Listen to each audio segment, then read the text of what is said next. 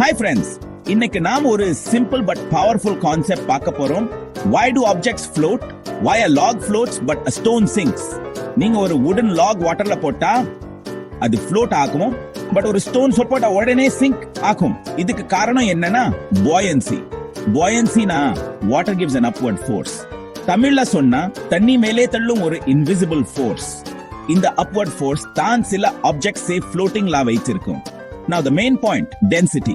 Object lighter than water floats. Object heavier than water sinks.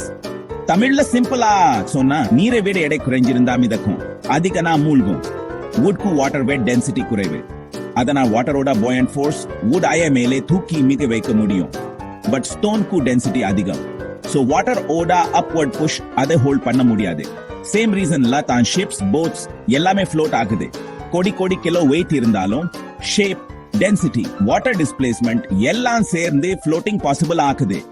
So friends, next time பாண்ட்ல நீங்க ஒரு பொருள் float ஆக்குறத பார்த்தா just remember density plus buoyancy தான் காரணம் என்ன நினைவுபடுத்திக்கோங்க. See you in the next science video.